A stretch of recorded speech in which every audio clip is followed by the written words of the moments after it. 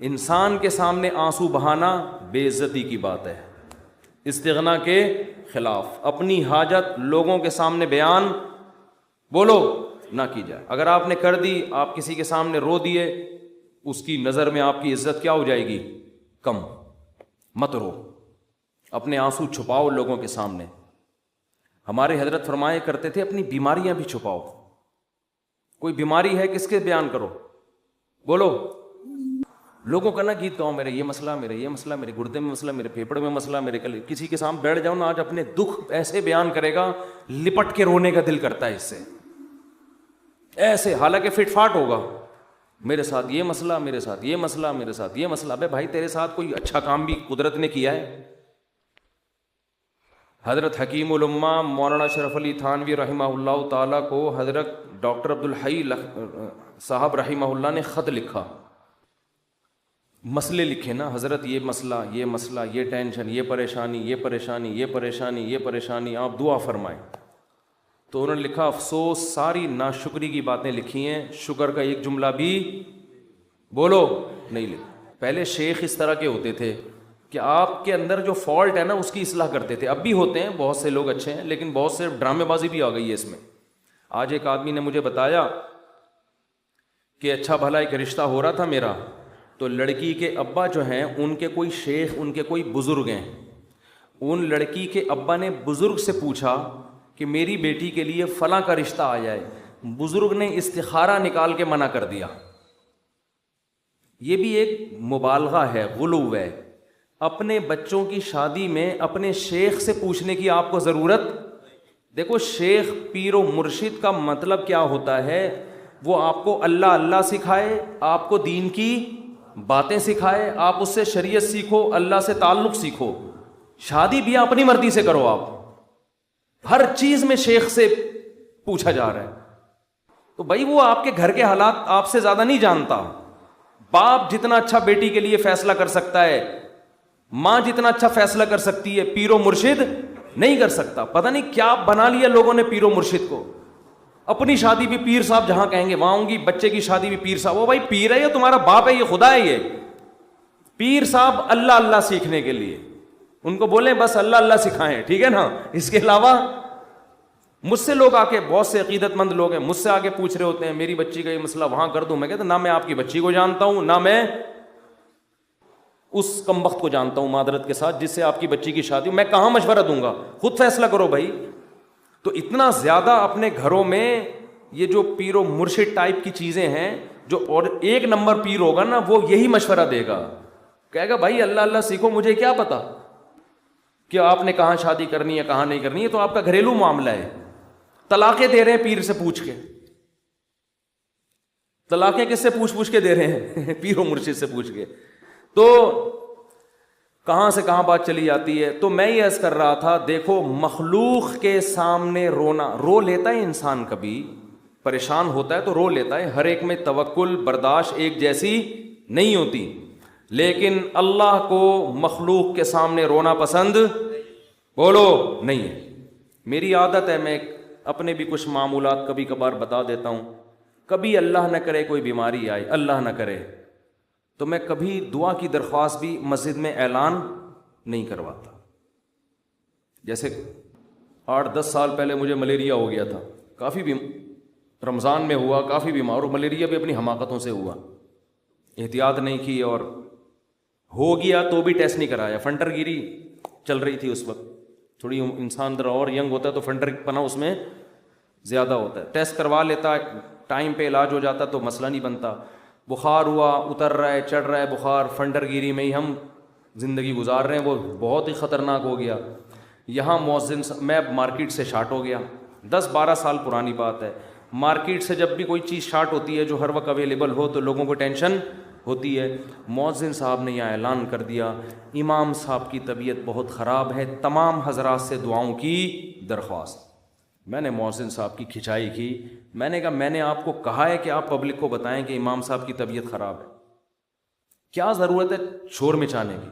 طبیعت کا ٹھیک ہونا، طبیعت کا خراب ہونا، یہ سب چیزیں نیچرل ہیں، نارمل ہیں، کبھی ٹھیک ہوگا، کبھی خراب ہوگا، کبھی مرے گا، کبھی جیے گا، ہر چیز کی مسجد سے اناؤنسمنٹ۔ پھر لوگوں کے فون آنا شروع، سنا ہے آپ بیمار ہو گئے، وہ ایک درد سر بن جاتا ہے انسان کے لیے۔ صرف ان لوگوں کو انسان بتا دے، اپنے چند بزرگوں کو جن سے اسپیشلی دعا کی درخواست کی جا سکتی ہے، بھئی طبیعت خراب ہے، آپ سے کہہ رہا ہوں کہ آپ میرے لیے دعا کریں۔ شور مچانے کی، لوگوں میں پبلش کرنے کی اس کو کی ضرورت نہیں ہے، یہ اللہ کو پسند نہیں ہے یہ عادتیں۔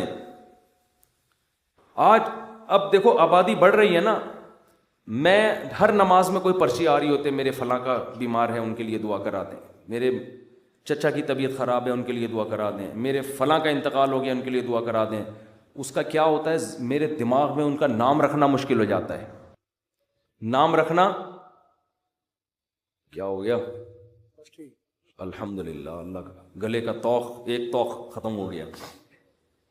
تو ایک دن ایسا ہوا، فجر کے بعد پرچی، ظہر کے بعد پرچی، اب میں پوری نماز میں بندے کا نام دماغ میں رکھا ہوا ہے کہ وسیم سجاد جو حلیم کی دیگ والے ہیں، ان کی طبیعت سیٹنگ چل رہی، نماز کے بعد دعا کرانی، کیونکہ نہیں کرو پھر لوگ ناراض ہوتے ہیں، آپ کو بولا تھا ان کے لیے دعا کراؤ۔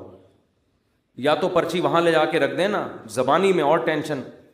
تو ایک دن ایسا ہی ہو گیا، مجھے پاس ایک ظہر میں ایک صاحب آئے کہ جی وہ فلاں کی طبیعت خراب ہے۔ میں نے کہا یار میں ہول سیل کے حساب سے دعا مانگ لوں گا، اے اللہ جس کی بھی طبیعت خراب ہے ٹھیک کر دے یا عافیت سے اٹھا لے۔ یہ تو نہیں میں نے کہا خیر ٹھیک کر دے اس کو، اور جو دنیا سے جا چکے ہیں اللہ ان سب کی، یہ تو چلتا رہے گا بھائی، کوئی مرے گا کوئی جیے گا۔ امام کو کیا مرغا بنایا ہوا ہے، کیا بنایا ہوا ہے آپ لوگوں نے امام کو، پورے محلے کی رپورٹیں اس کو، ہر گھر میں وہ فلاں بیمار فلاں۔ میں نے کہا، انہوں نے کہا نہیں، اجتماعی دعا میں یہ ہوتا ہے اللہ ہو سکتا ہے کسی کی سن لے، اللہ ہو سکتا ہے کسی کی سن لے، شاید وہ ادھر کونے میں ایک بندہ بیٹھا ہوا اس کی ٹھا کر کے اوپر۔ میں نے کہا دیکھو دعا اس کی زیادہ قبول ہوتی ہے جو درد دل سے مانگتا ہے، اور درد دل سے آپ کے ریلیٹو مانگیں گے، کسی کو کیا پتا کہ سجاد حلیم والا کون ہے، وسیم کباڑ والا کون ہے، سلیم گولے گنڈے والا کون ہے، اور شریف پنچر والا کون ہے، کسی کو کیا پتا یار۔ جب اس طرح دعائیں مانگیں گے لوگ کہیں گے اللہ ہے وہ ٹھیک کر دے، تیری مرضی، نہیں بھی کر تو کوئی اتنی بڑی ٹینشن والی بات نہیں ہے۔ آپ اپنے خاص محبت والے چاہنے والوں کو بتایا کرو، کوئی بزرگ ہیں جن سے تعلق ہے، یا امام سے خود کہہ دو کہ مفتی صاحب میرے فلاں کی طبیعت خراب ہے آپ دعا کر دیں، کیونکہ آپ کو عقیدت ہے امام صاحب سے شاید ان کی دعا، تو انسان کھڑے کھڑے وہی دعا کر دے، یہ سنت ہے۔ صحابہ نبی کے پاس آ کے یہ نہیں کہتے تھے کہ مسجد نبوی میں فلاں کے لیے دعا کروا دیں، صحابہ یہ کہتے تھے یا رسول اللہ آپ میرے لیے یہ دعا کر دیں، نبی اسی وقت کھڑے کھڑے ان کے لیے دعا کرتے تھے، اور بہت دفعہ سامنے قبول بھی ہو جاتی تھی۔ نبی صلی اللہ علیہ وسلم نے ایک دفعہ ارشاد فرمایا کہ میری امت کے 70,000 لوگ بغیر حساب کتاب کے جنت میں داخل ہوں گے جو اللہ پہ بہت زیادہ توکل کرتے تھے۔ تو ایک صحابی کھڑے ہوئے حضرت عکاشہ مجمع میں، انہوں نے کہا یا رسول اللہ میرے لیے دعا کر دیں، میں بھی انہی میں سے ہوں۔ یہ نہیں کہا یا رسول اللہ میرے لیے 27ویں رات کو سب کے سامنے دعا کروا دیے گا، بس یا رسول اللہ آپ میرے لیے بھی دعا کر دیں۔ آپ نے فرمایا اے اللہ اللہم اجعل عکاشۃ منہم، اے اللہ عکاشہ کو بھی ان لوگوں میں شامل کر دے۔ جب حضرت عکاشہ کی دعا نبی نے مانگی صحابہ کو تو جوش پیدا ہو گیا، ایک اور صحابی کھڑے ہوئے، یا رسول اللہ میرے لیے بھی دعا کر دیں کہ اللہ مجھے بھی ان میں سے کر دے۔ آپ نے فرمایا سبقک بہا عکاشہ، عکاشہ سبقت لے گئے۔ کیا مطلب، حدیث کا مفہوم کیا ہے کہ اللہ نے یہ فضیلت اس کے لیے رکھی تھی جو اس فضیلت پہ بہت زیادہ حریص ہو، اور یہ حرص عکاشہ میں ہے کیونکہ انہوں نے کسی اور کے کھڑے ہونے کا انتظار نہیں، یہ بذریعہ وہی نبی کو پتہ چلا نا کہ یہ اللہ اسی کے لیے قبول کرے گا جو پہلے نمبر پہ کھڑا ہو کے دعا مانگے گا، دوسروں کے لیے آپشن نہیں ہے۔ تو نبی سے تو ڈائریکٹ درخواستیں کی گئی ہیں، اس طرح علماء سے کہنا چاہیے کہ حضرت میرے فلاں کا مسئلہ ہے، یہ دعا کرا دیں، یہ کر دیں، یہ کر دیں آپ دعا، تو یہ ٹھیک ہے، لیکن اجتماعی پرچیاں دے دے کے دعائیں کبھی کبھار ٹھیک ہے، اس کا معمول بنانا ٹھیک نہیں ہے۔ اپنے غم کو کس کے سامنے بیان کریں؟ اللہ کے سامنے۔ اس کو پبلش کرنا آج فلاں کے ساتھ یہ مسئلہ مجھے اچھا نہیں لگتا، کبھی ذرا سی طبیعت خراب ہوئی، وہ ملیریا ہو گیا تھا، تو یہاں پھر دعائیں شروع، مفتی صاحب بیمار، ابے بھائی اللہ کے سامنے بیان کرو، کیوں پبلک؟ پھر تبلیغ ترس کھا رہی ہے، اچھا نہیں لگتا کہ کوئی آپ پہ آ کے ترس کھائے، بیچارہ کہے آپ کو، لوگ کہیں گے مفتی صاحب بیچارے، مجھے تو اچھا نہیں لگتا بھائی، مجھے آ کے کوئی کیا کہے، بولو بیچارہ، بھائی ہم تو بیچارے نہیں، ہم اللہ کے سامنے بیچارے ہیں، آپ کے سامنے فنٹر ہیں ہم، ایسے ہی رہو، تو کون ہے اور کیا وہ تو کون ہے ہمیں بیچارہ۔ ایک شاعر کا شعر ہے بڑا زبردست، اللہ بچا کے رکھے، استغنا کے ساتھ ہی رکھے، لیکن لوگوں کے سامنے کمزوری ظاہر کرنا، ہمارے فرماتے کوئی دوا بھی کھاتے ہو نا لوگوں سے چھپ کے کھایا کرو، کوئی بھی دوا کھا رہے ہو لوگ اپنی بیماری لوگوں کے سامنے ایسے نکلو، یہ کوئی بیماری نہیں، فٹ فاٹ، بے شک چھپ چھپ کے کچھ بھی کھا رہا ہو، ٹھیک ہے نا، لوگوں کے سامنے مت غم کو ظاہر کرو۔ تو ایک شاعر نے بڑی اچھی بات کی ہے، رحموتک خیر من رحموتک، کہ لوگ تجھ سے ڈریں، یہ بھی غلط ہے نا، ظالم سے لوگ ڈرتے ہیں نا، لوگ تجھ سے ڈریں، لوگوں کے دل میں تیرا خوف ہو، یہ غلط ہے، لیکن اس سے بہتر ہے کہ لوگ تجھ پہ ترس کھائیں۔ نہیں آ رہی بات، دیکھو دو غلط چیزیں ہیں، لوگ آپ سے ڈریں، یہ بھی کیا ہے، غلط، یہ تو ظالم ہونے کی علامت ہے نا، ظلم کر رہے ہو آپ، لوگوں کو ڈرا رہے ہو، لیکن اس نے کہا یہ غلط ہے مگر اتنا نہیں جتنا یہ غلط ہے کہ لوگ آپ پہ ترس کھائیں، یہ زیادہ غلط ہے، یہ آپ کے کمزور ہونے کی، یہ آپ کے بے عزت ہونے کی دلیل ہے۔ ظالم کی بھی عزت ہو جاتی ہے، ڈر سے ہوتی ہے، مظلوم جس پہ ظلم ہو رہا ہوتا ہے نا اور وہ رو رہا ہوتا ہے ظالم کے سامنے، اس کی معاشرے میں عزت نہیں ہوتی، اور عزت بڑی چیز ہے۔ تو ہاں، ہر ایک کو ایک ہی لاٹھی سے نہیں ہانکنا چاہیے، ایک حد تک لوگ برداشت کرتے ہیں، اس کے بعد انسان کے حوصلے پست ہو جاتے ہیں، تو اس لیے ان چیزوں کا معمول ختم کریں، لوگوں کے سامنے مت بتائے کریں یہ ہو گیا فلان ہو گیا، اللہ کے سامنے روئے انسان، اللہ کے سامنے اپنی حاجت۔ تو لوگوں کے سامنے اپنا غم بیان کر کے رونے سے عزت بڑھتی ہے یا کم ہوتی ہے؟ کم۔ اللہ کے سامنے رونے سے، اپنا غم بیان کرنے سے عزت کم نہیں ہوتی، بلکہ اللہ کی نظر میں عزت بڑھ جاتی ہے۔ ہمارا معاملہ الٹا ہے، پبلک کے سامنے روتے ہیں اور اللہ کے سامنے روتے ہوئے ہمیں شرم آتی ہے۔ میں نے دیکھا لوگ دعا میں منہ پہ ہاتھ رکھ لیتے ہیں، اگر ان کو کبھی رونا بھی آ رہا ہو، بھائی کھلے عام رو، کوئی مسئلہ نہیں ہے، یہ اللہ کے سامنے رو رہے ہو۔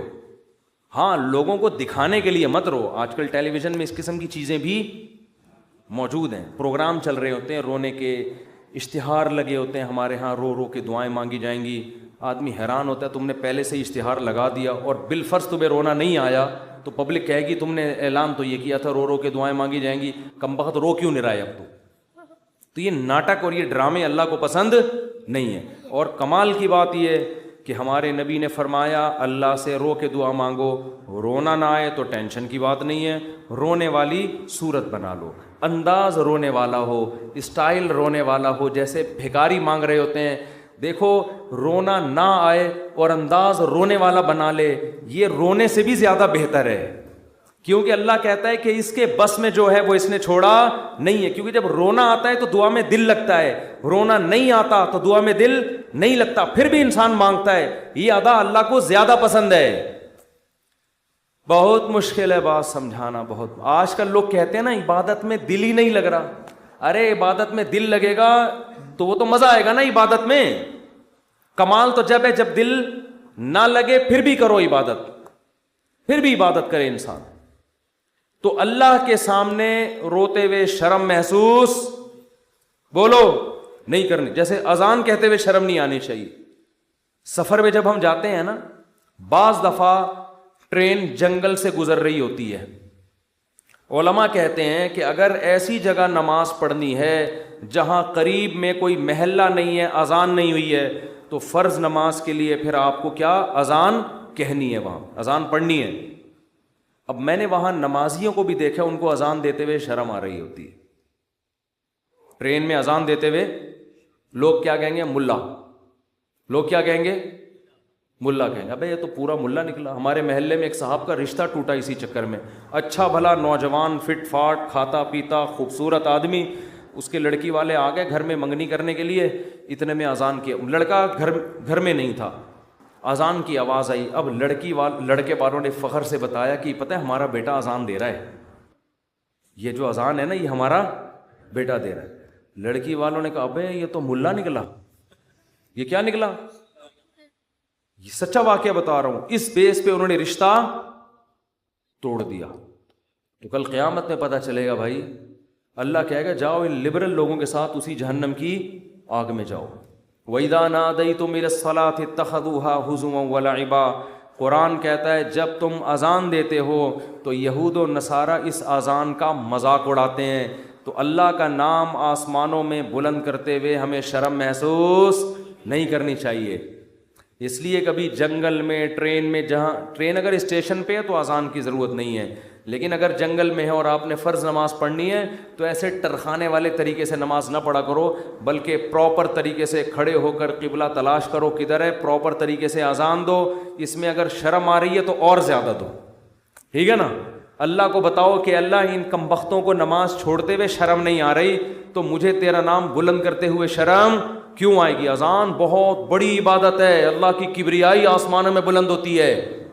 اور ایک بات اذان پہ آئی ہے تو یہ بھی بتا دوں، اذانیں بہت لمبی کھینچنا یہ سنت نہیں ہے۔ آج کل اذان شروع ہوتی ہے، اللہ، وہ اتنا کھینچتا ہے اذان کو، اتنا کھینچتا ہے، یہ مد کہیں بھی ثابت نہیں ہے اذان میں۔ دیکھو اللہ اکبر میں جو الف کی مقدار ہے نا، اللہ، یہ اللہ ہی ہے، بس اللہ نہیں ہے کہیں بھی۔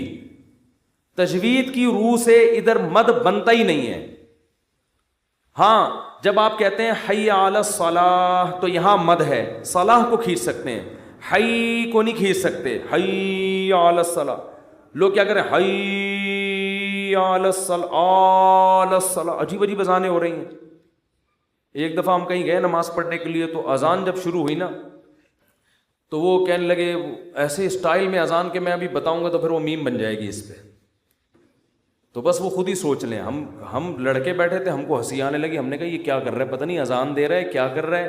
ایک امام نماز پڑھا رہے تھے، السلام، پوری نماز صحیح پڑھائی، جب وہ سلام پھرنے لگے تو السلام علیکم ورحمۃ اللہ۔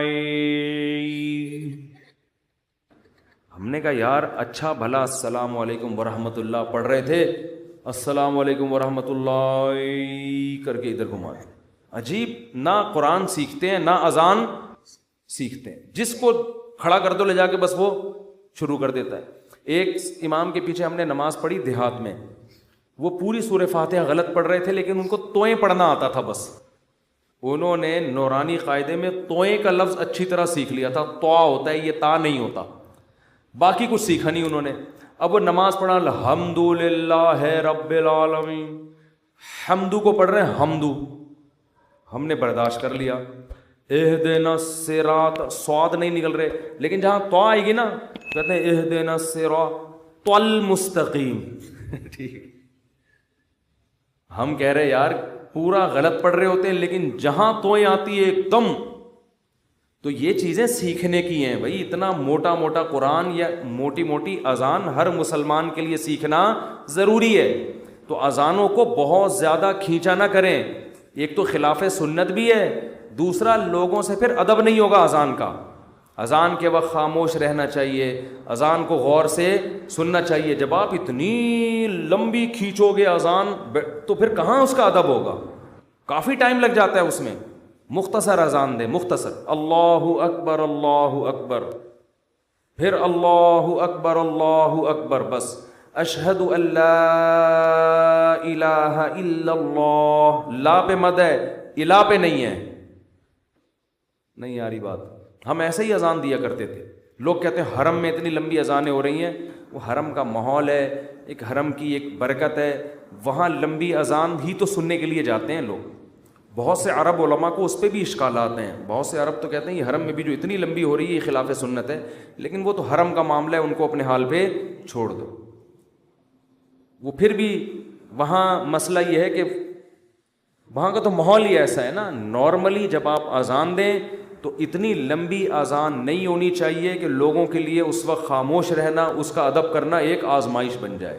اور پھر اسپیکر اتنے بھاری بھرکم نہیں ہونے چاہیے کہ اس اذان سے لوگوں کے کان کے پردے پھٹنا شروع ہو جائیں، اس سے لوگ پھر ان شاعر اسلام کی عزت کرنے کے بجائے توہین کرنا شروع کر دیتے ہیں۔ خاص طور پہ غیر مسلم ممالک میں جہاں آپ کو کوئی اذان کی پرمیشن دے دے تو اعتدال سے اذان دیں، ان کے آرام کا خیال رکھیں۔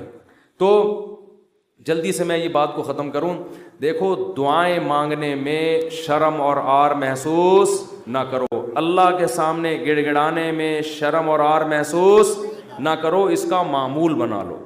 حضرت عمر فرمایا کرتے تھے کہ میری دعا قبول ہو رہی ہے یا نہیں مجھے اس سے غرض نہیں ہے، مجھے اس سے غرض ہوتی ہے کہ مجھے دعاؤں کی توفیق مل رہی ہے کہ نہیں مل رہی۔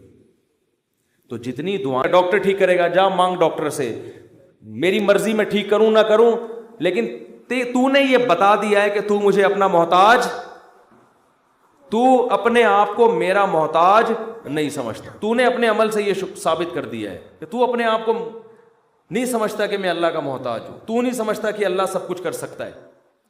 اس لیے اللہ کی نظر میں دعا کی ویلیو ہے۔ اگر آپ کا کوئی مسئلہ اٹکا ہوا ہے اور آپ اس کے اسباب اختیار کرتے ہو، دعا نہیں مانگتے، اللہ کہتے ہیں تیرا یہ خیال ہے کہ مسئلے میں دور نہیں کر سکتا، مسئلے تیرے گورنمنٹ دور کرے گی۔ تو یہ تکبر ہے جو آپ کو سزا کا ذریعہ بنے گا اور برکتیں چھین لے گا آپ کی زندگی سے۔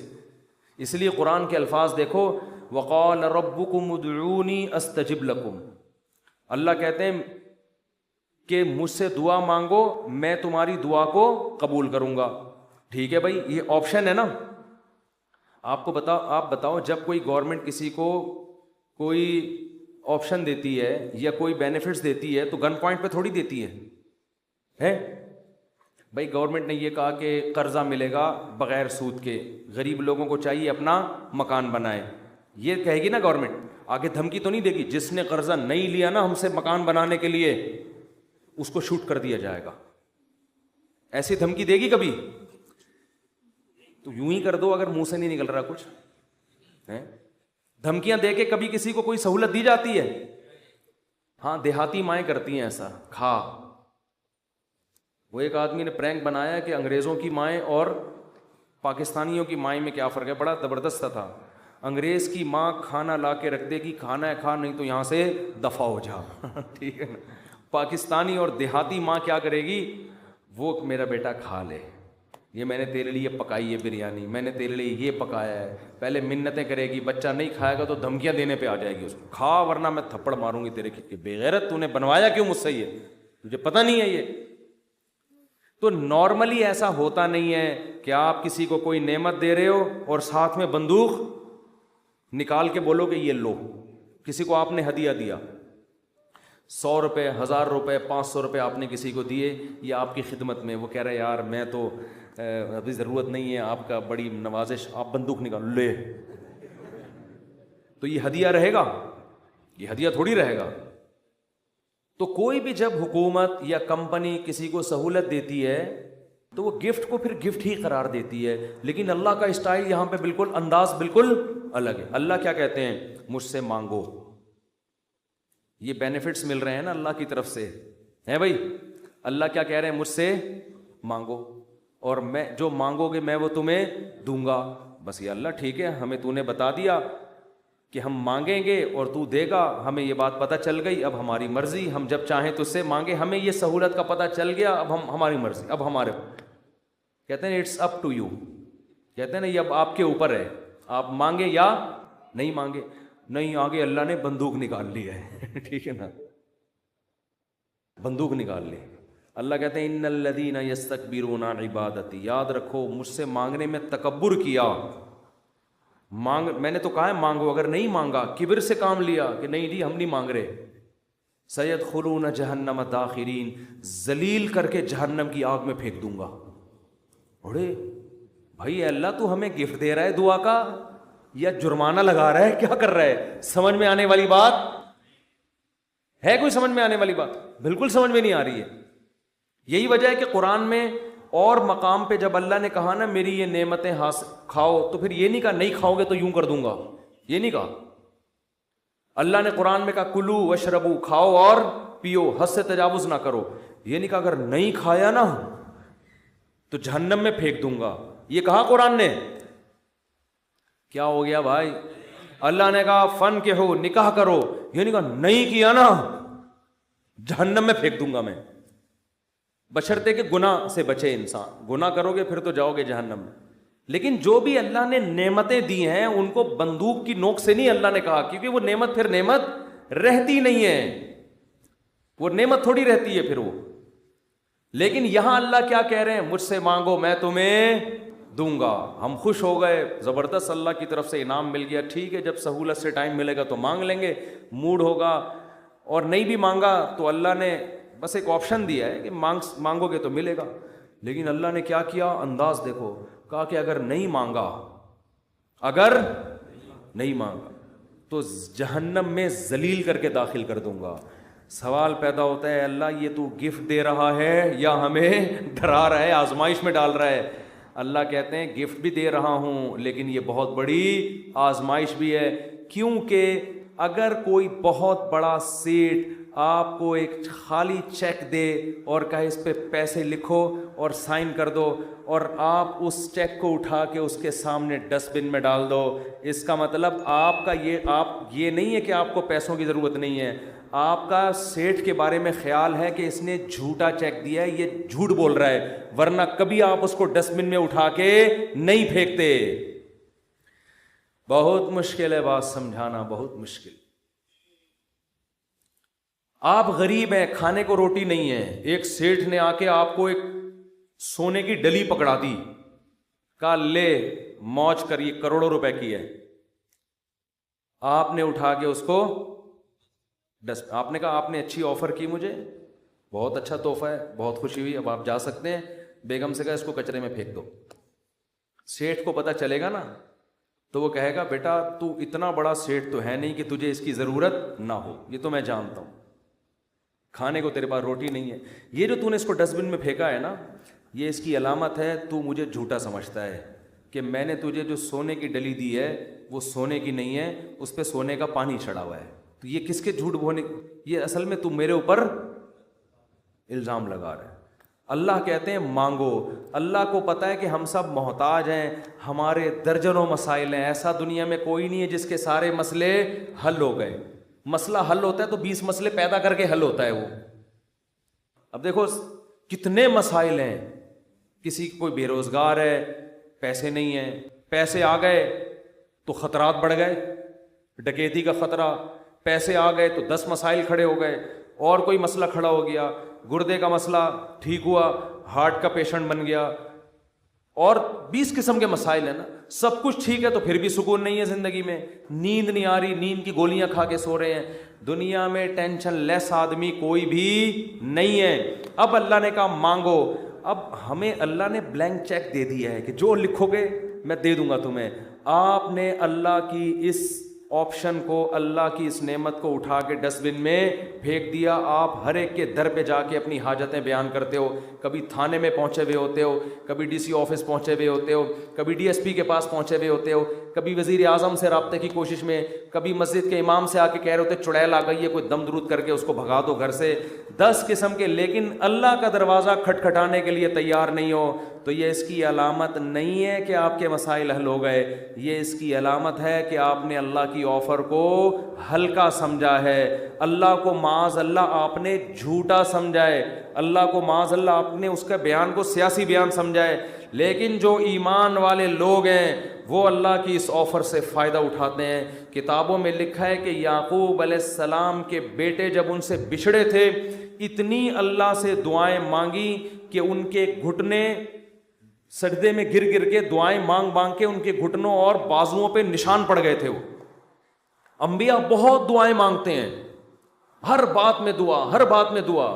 قرآن کہتا ہے مجاہدین جو میدان جنگ میں لڑائی کے لیے اترتے ہیں وہ کیا دعا مانگتے تھے؟ ربنا افرغ علینا صبرا وثبت اقدامنا، اے اللہ ہمارے اوپر صبر کو انڈیل دے، ہمارے قدموں کو مضبوطی سے جما دے اور ہمیں ان دشمنوں پر فتح دے. تمام اسباب وسائل کے ساتھ اترے ہیں مگر دعائیں کس سے مانگ رہے ہیں؟ اللہ سے. بدر میں دیکھو اللہ نے ہمارے نبی سے وعدہ کیا تھا مدد کروں گا، لیکن صحابہ کہتے ہیں نبی پوری رات مصلے پہ سجدے میں روتے رہے ہیں، اللہ سے مدد کی دعائیں مانگتے رہے ہیں. حالانکہ اللہ نے تو مدد کا وعدہ کیا ہے، پھر بھی مانگ رہے ہیں اے اللہ اگر یہ 313 شہید ہو گئے تو تیری دنیا میں عبادت کرنے والا کوئی بھی نہیں ہوگا. اللہ کو واسطے بھی دے رہے ہیں. جہاں پیغمبروں کے ساتھ کوئی زکریا علیہ السلام کی اولاد نہیں، اللہ سے اولاد مانگ رہے، پوری زندگی اسی میں گزر گئی. بڑھاپے میں جا کے اولاد ملی ہے. تو سارے پیغمبروں کا اللہ نے یہی تذکرہ کیا, ہر بات میں دعا. سلیمان علیہ السلام جو حاجت پوری ہو رہی ہے فوراً کیا کر رہے ہیں؟ اللہ سے دعا. ایوب علیہ السلام پریشانیوں میں, زندگی ٹینشنوں میں, بیماریوں میں, قرآن کہتا ہے اللہ سے ہاتھ اٹھا کے دعائیں مانگتے تھے, انی مسنی الضر, اے اللہ بہت پریشانی میں ہوں, انت ارحم الراحمین, تو سب سے زیادہ رحم کرنے والا.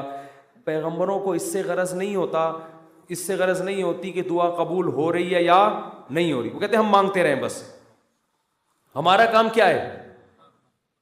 اور یاد رکھو جب قبول نہ ہو رہی ہو نا پھر مانگنے کا مزہ ہے. مزہ کب ہے؟ آپ کے کیسی الٹی الٹی باتیں کرنے کے لیے مصطفیٰ نے بلایا ہوا ہے. قبول نہ ہو رہی ہو نا تو پھر ہے مانگنا, تبھی تو یہ اس کی علامت ہے کہ آپ کا اللہ پہ ایمان ہے اور وہی قبول ہوتی ہے. بعض دفعہ آپ اللہ سے جو چیز مانگتے ہیں اللہ وہ نہیں دیتا, اس کا آلٹرنیٹ دے دیتا ہے. ایک صاحب کا فون آیا, مجھے کسی سے عشق ہوا ہے اور میں دعائیں مانگ مانگ کے تھک گیا پھر بھی نہیں ہو رہی شادی. آج کل تو لڑکوں کے یہی مسائل ہیں, مانگ مانگ کے دعائیں تھک گیا. تو آپ کہتے ہیں دعائیں قبول ہوتی ہیں, میں تو پھر اس پہ اور تڑکا لگا دیتا ہوں. میں کہتا ہوں بہت سے لوگ کہتے ہیں ہم جس کو مانگ رہے ہیں وہ ملی نہیں, چلو نہیں ملی مقدر میں ہوگا, دعا قبول نہیں ہوئی. مفتی صاحب کہہ رہے ہیں دعائیں کیا ہوتی ہیں؟ قبول. لیکن اس کی کہیں اور شادی کی خبر ہمیں مل رہی ہے. تو اللہ اگر دعا قبول نہیں کرتا تو کم از کم ایسا تو نہ کرے نا کہ اس کی کہیں شادی ہو رہی ہے اور ہمیں اطلاع مل رہی ہے. خوشی خوشی لوگ بتا رہے ہیں تمہیں پتہ ہے اس کی شادی ہو گئی, چلو یہاں تک بھی بات سمجھ میں آتی ہے. اس کے بچہ ہوا, ہمیں اطلاع دی جا رہی ہے آگے. ارے تمہیں خوشخبری سنا ہے وسیم بھائی, کوئی وسیم بیٹھے ہو تو معذرت, تمہیں پتہ ہے وہ جو تمہاری کلاس فیلو تھی اس کی ایک جگہ شادی ہو گئی تھی, اس کے ماشاءاللہ آج بیٹا پیدا ہوا ہے. اور انسان تبتا یار ہم نے تو لیلۃ القدر میں دعائیں مانگی تھی ہمیں مل جائے, اور ادھر بھی چلے بھی وہاں گئی اور اس کے بچہ بھی پیدا ہو گیا. اور تباہی اس وقت آتی ہے جب وہ بچہ سمجھدار ہو کے آپ کو ماموں کہنا شروع کر دے. حقیقت بات جب آپ ان کے گھر جائیں ملنے کے لیے اور وہ آپ کی پرانی گرل فرینڈ بچے کو تعارف کروا رہی ہے, تمہارے ماموں لگتے ہیں یہ رشتے میں, حقیقی تو نہیں ہے لیکن رشتے میں کیا لگتے ہیں؟ ماموں. تو آپ کہو گے یار یہ دعائیں قبول ہو رہی ہیں یا کیا ہو رہی ہے؟ تو اس طرح بھی ہوتی ہیں. تو ایسے لوگوں کو میں کہتا ہوں کہ جو یہ مایوس ہوتے ہیں نا یہ قبول تو نہیں ہو رہی, او بھائی تو دنیا میں ایک ہی عورت پیدا ہوئی ہے کیا؟ اللہ کے علم میں یہ بات تھی کہ وہ تیرے لیے نقصان دہ تھی, ہر چیز تمہارے لیے نہیں ہے. قرآن کیا کہتے ہیں؟ آسان تکرہوا شیئا, بہت سی چیزوں کو تم پسند نہیں کرتے لیکن اللہ نے اس میں خیر رکھی ہوتی ہے. بہت سی چیزوں کو تم پسند کرتے ہو اللہ نے اس میں تمہارے لیے خیر نہیں رکھی ہوتی. واللہ یعلم, اللہ کہتے ہیں مجھے پتہ ہے, وانتم لا تعلمون, تم جاہل ہو, تم نہیں جانتے. اللہ سے آگے نکلنے کی کوشش مت کرو. سورہ کہف میں واقعہ نہیں ہے کیا کہ حضرت خضر علیہ السلام نے ایک نوجوان بچے کو قتل کر دیا تھا. موسیٰ علیہ السلام نے پوچھا کیوں مارا, ان میں ماں باپ کا کیا قصور تھا؟ فرمایا یہ بچہ بڑا ہو کر ماں باپ کا باغی بنتا, اس لیے اللہ نے اٹھا لیا اس کو, اور نیک والدین تھے اللہ ان کو دوسری اولاد دے گا. اب وہ والدین تو رو رہے ہوں گے ہائے ہمارا بچہ اللہ نے چھین لیا ہم سے. بھئی اللہ کے علم میں یہ بات ہے کہ اس کے کا نعم البدل اللہ تمہیں عطا کرے گا, اور وہ ایسا ہوگا جو تمہاری خدمت کرے گا. تو ہمیں نہیں پتا, کچھوں کے اولاد نہیں ہوتی وہ پریشان ہے, ہو کیوں نہیں رہی, اسی میں خیر ہے.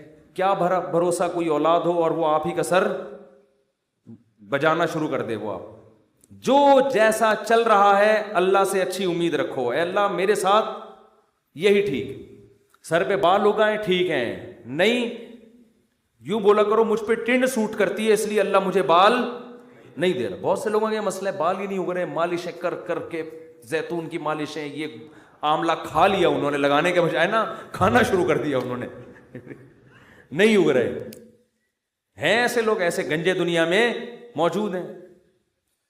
مجھ سے آگے پوچھ رہے ہوتے ہیں آپ نے کیا کیا ہے جو آپ کے بال اگائے؟ تو بھائی ہر ایک کے نہیں اگیں گے, یہ آزمائش ہے اللہ کی طرف سے. تو اسی میں صبر کرو یار, مر کے کیا ہو جائیں گے, ختم.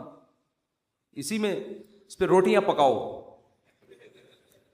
جب ایک بڑا سر ہو نا اور بڑی خوبصورت سی ٹنڈ ہو تو میرا تو دل کرتا ہے اس کو دھوپ میں گرم کر کے اس پہ چپاتیاں مزہ آتا ہے. سر بھی بڑا ہو اور تمیز سے بنا ہوا, تو ایک دم ایک ایسا فیل سا ہوتا ہے. خیر یہ تو مزاق, اس پہ ایڈریس لکھ لو, کبھی گم نہیں ہو گیا آپ. تو اگر اللہ نے ٹنڈ دیے, بہت سے کام اس ٹنڈ سے لیے جا سکتے, ایڈریس لکھ دو اس پہ, تو اس کا فائدہ یہ ہوگا کہ کبھی بھی گم نہیں ہوگے. خیر یہ تو میں مذاق کر رہا ہوں, لیکن اللہ نے جو آزمائش مقدر کی ہے, کیا کرو بھائی, صبر. خواتین پریشان ہوتی ہیں, بچے مر جاتے ہیں بعض دفعہ بچپن میں. نبی نے کیا فرمایا, جس عورت کا بچپن میں بچہ مر گیا اور اس نے صبر کیا, میں اس کے لیے جنت کی ضمانت لیتا ہوں. بے صبرے لوگ اللہ کو پسند نہیں ہیں. ہم نے اپنے بچپن میں ایسی عورتیں بھی دیکھی ہیں, جوان بیٹا مر گیا, آنسو نکل رہے ہیں ان کے, میں نے خود اپنی آنکھوں سے دیکھا, آنسو نکل رہے ہیں ماں کے, لیکن اللہ سے کہہ رہی ہے, اے اللہ یہ آنسو میرے اختیار میں نہیں ہے اس لیے رو رہی ہوں, کہیں تو مجھے بے صبرے لوگوں میں شامل نہ کر لینا. میں نے ایسی عورتیں دیکھی ہیں بچپن میں, جوان بیٹا مرا ہوا ہے اور ماں رو کے کیا کہہ رہی ہے, اللہ یہ میرے اختیار میں نہیں ہے اس لیے رو رہی ہوں. دیکھو ایسی عورتیں ہوا کرتی تھیں. اب تو چیخنا, چلانا, واویلا کرنا, شور شرابہ, گھروں میں چیزیں اٹھا کے پھینکنا, اس کو سمجھتے ہیں بڑا نیک آدمی ہے یہ دن. تو صبر کرنے والے پسند ہیں. مانگتے رہو مانگتے رہو مانگتے رہو, اس چکر میں مت پڑو کہ کون سی قبول ہو رہی ہے کون سی نہیں ہو رہی, ہر چیز اللہ سے مانگے. نبی نے فرمایا جوتے کا تسمہ بھی ٹوٹ جائے تو کس سے مانگو, اللہ سے. اس کا مفہوم پتہ ہے کیا ہے, مطلب یہ کہ لوگوں سے مت مانگو, لوگوں سے مت مانگو. ہر حاجت کس کے سامنے پیش کرنی ہے, اللہ سے. پھر قبول ہو جائے ٹھیک ہے, نہیں ہے تو زیادہ ٹھیک ہے. اور میں نے تو اپنی زندگی میں دیکھا ہے بھائی کہ انسان حقیقت میں اللہ سے گڑ گڑا کے مانگتا ہے نا, دعا قبول ہوتے ہوئے نظر آتی ہے اس کو. دیکھو دعا کی حیثیت کیا ہے کہ آپ نے اللہ کے دفتر میں اپنی فائل جمع کرا دی, تسلی ہو گئی, آپ کا کام اب ہو جائے گا, اب آپ ٹینشن نہ لیں. لوگ کہتے ہیں نا گورنمنٹ کے ادارے میں, بھائی ہم نے فائل جمع کرا دی ہے, اب ہمارے بس میں جو تھا وہ ہو گیا, اب یہ پروسیس سے گزرے گی, جو بھی آپ کا پلاٹ آپ کے نام ہونا ہے, گاڑی آپ کے نام ہونی ہے, گھر پہ آپ کو میسج آ جائے گا. اب تمیز سے بیٹھ جاؤ, بار بار جا کے وہاں پوچھتے نہیں رہو فون کر کے, سر میرا کام ہو گیا, سر میرا کام ہو گیا. بھائی فائل, پیشنٹ آپ ہاسپٹل میں, اچھے ہاسپٹل میں اگر آپ داخل کرا دیتے ہو, آپ کہتے ہو وہ بندہ سیو ہے, اب یہ ڈاکٹروں کے حوالے میں نے کر دیا, اب آپ تسلی سے. تو جب آپ دنیا میں تسلی کر لیتے ہو یار پیشنٹ ڈاکٹروں کے حوالے کر دیا, فائل گورنمنٹ کے دفتر میں جمع کرا دی ہے, تو اللہ کے ہاں دعا مانگ کے بھی مسلمان کو تسلی ہوتی ہے, میں نے اپنا دکھڑا کس کے سامنے رکھ دیا ہے, اللہ کے. اب اس کی مرضی ہے, وہ کرے ٹھیک ہے, نہیں کرے تو بھی ٹھیک. اب میرے لیے جو فیصلہ ہوگا وہ بہتر ہوگا.